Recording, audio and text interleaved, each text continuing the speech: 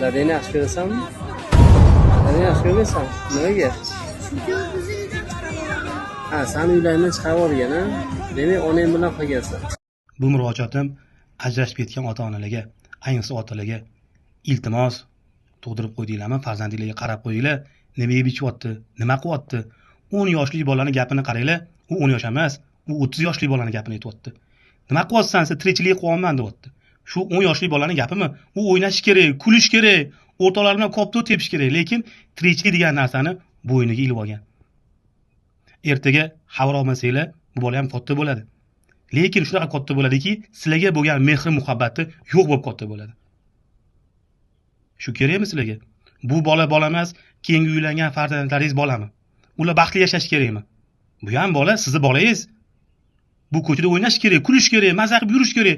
Ertaga yosh katta bo'lganda bolaligingda nima qilgansan desa, ko'chada hasarlik qilganman, pul topganman deydimi?